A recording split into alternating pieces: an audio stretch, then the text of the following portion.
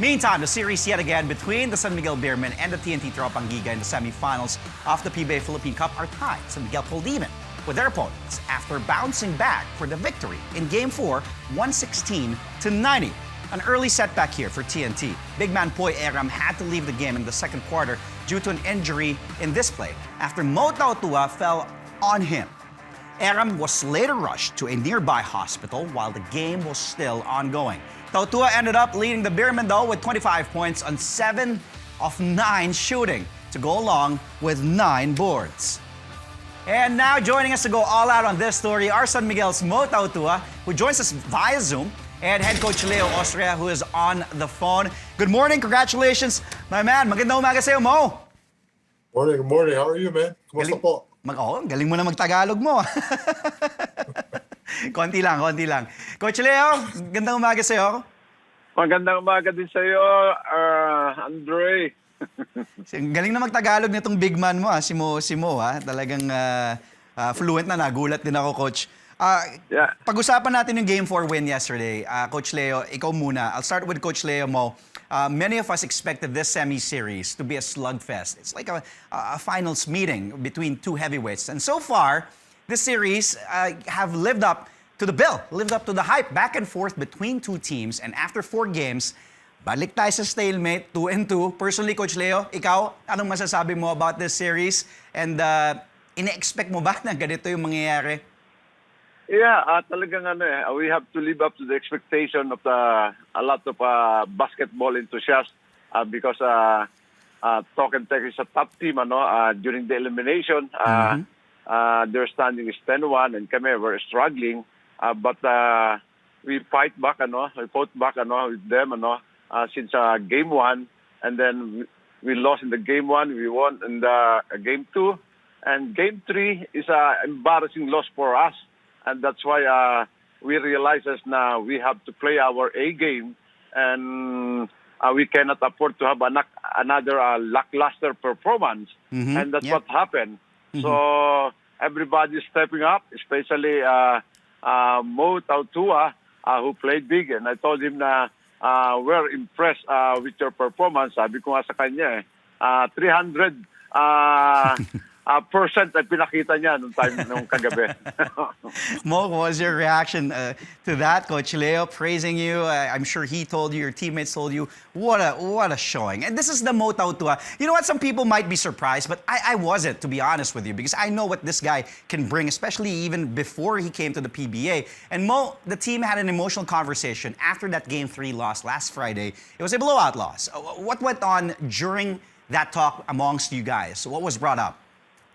I mean, it's just about keeping our composure, playing within ourselves, and trusting our teammates. And I mean, a lot of the players here, they've been here, they've been in this position a lot, and they know what it takes to come out from a hole, from losing, and being successful coming out of these semifinals and finals games. And so it's just about us just listening, making sure we understand what to do, and just trusting what coach has to say and what our teammates have to say, and playing as strong as we can, and like coach said, just bring our A game, and that's I feel like that's what we did the other day, and we just got to continue doing that to make sure we stay successful. Well, you didn't just bring your A game. You brought everything. You brought that A plus game. Just missing 2 field goals. Coach, it's no secret that TNT's front line na-expose yun even more in this game. They haven't had Kelly Williams in this series. And then, nawala pa nga si Erram, who was also playing big in this series so far. And as we take a look at the numbers, you guys out-rebounded TNT 57-47 on our screens right now and had 20 more inside points at 54 compared to their only 34 inside points para sa TNT. Pag-usapan natin, Coach Leo, yung taking advantage, maximizing yung kumaga, ang lalaki nyo, medyo mas maliit sila, especially the situation na San Miguel has not just 1, but 2 of the best big men in the league. Yeah, ever since we won the championship, first championship as a Beermen coach, my philosophy is right there. Now we know we have advantage with our big man, so let's maximize the advantage of our big man, and that's what happened, and give us a lot of championship. So why change the philosophy until especially we have Mo. So, but it's not only for the big man. Everybody should be included in our game plan. But as long as now we have the advantage, let's go for it. Just like mining pagka may nakikita kang ginto dyan, sige, you keep on mining. Pagka wala na, lipat ka naman sa iba. Ganyan. And I think the whole team realizes na talagang yun na magbibigay. But you cannot take away the philosophy of the player sometimes na because they are also part of the team and they are have the opportunity to score. Ganyan. But what I'm telling to them is we have to play to win. Our game plan is to win. And what's the best thing to do? So, and lagi ko sinasabi sa kanila, there's no equal opportunity in basketball. But you always keep on thinking for the team. Ano ba ang paraan natin para manalo? So this is our game plan. This is our strategy. Go for it. Something happened along the way. So we have a plan B, a plan C. And that's the time na But of course, I understand all the players na this is my career. I have to produce. So whatever happens sometimes. But in a playoff like this, so you have to stick to the game plan. Yun ang ganda ng analogy mo dun sa mining, no? Kumbaga, okay, let's go. That's the beauty of the San Miguel Beermen and ikaw, Coach. Ang dami mong options. May Junmar, may Mo, may Arwin, may... ang dami. Kung isa-isayin ko, may Lassiter, may Ross, may Romeo, may Perez, may Cabagnot. Grabe. Mo, that accident that with Poy, which we're gonna show here on this play, was very scary. I know you didn't mean it to be on him intentionally, but I'm sure it rattled both teams.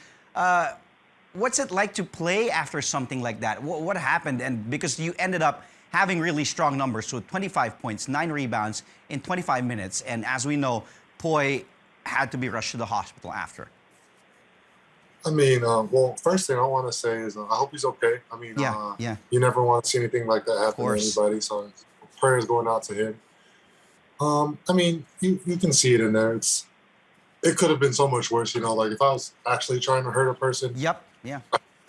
I have all the opportunity there to do it, but I'm honestly just trying to get out of the way. And I mean, it's unfortunate, and I mean, like I said, I feel bad, but at the end of the day, I have to continue doing my job and playing basketball out there. So I mean, you don't want to see it. You don't want to see something like that, but we just gotta continue. And I don't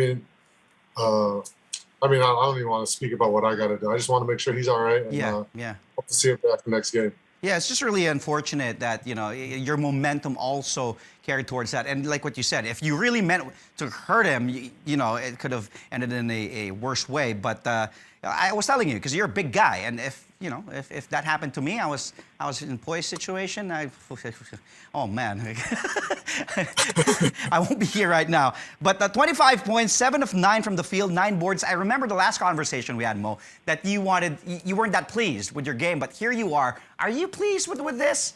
Come on, man. You have to be pleased. 77% from the field, man. 1 board shy of a double-double in 25 minutes.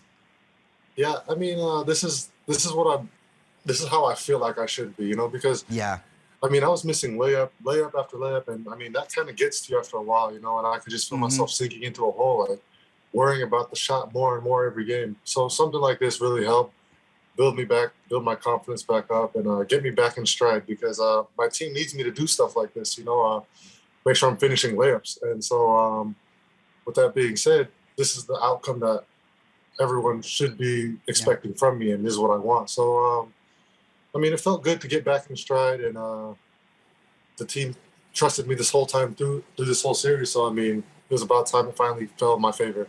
Yeah, and their confidence in you was also showing. They were really going to you. Plus, when you flexed, it's like beast mode moto to get out of the way.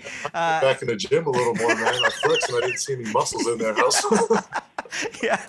Coach, last week, we spoke to Coach Shot Reyes, and sabi ni Coach Shot na baka daw they may have Kelly Williams back para sa Game 5. Are you concerned? How concerning is this for San Miguel? Yeah, we're really concerned, and I'm expecting that he will be back along the series, because maybe, and I'm happy for Kelly, then he will be back again to the game because as a player, talagang especially in this situation in a playoff, so everybody wanted to play. But since game one, we're preparing with Kelly against them. Yung talagang ginagawa namin. But it will be a good help for the talk and text. Lalo na nakita natin what happened last night, and I hope Erram can recover quickly because napakabait na bata naman ito eh. All he wants to play is to want to have to help their team eh. And ayaw ko makakakita ng mga ganong incident eh, especially in the athlete dahil this is their livelihood eh. Tama. Well, it will be an interesting matchup. Again, let's see kung if Poy will also be back in Game 5. But the best of luck. It's been a great showing so far. Great show watching both of you, TNT and San Miguel. The best of luck, Coach. Maraming salamat ulit for taking the call. And Mo, my man, maraming salamat. Galingan mo pa mag-Tagalog, ha? Salamat din. Flex. Thank you. Galingan mo pa mag-Tagalog. Flex. Thanks, man. Take it easy. Congrats again. Yeah, Again, we just had Mo Tautuaa and Coach Leo Austria of the San Miguel Beermen.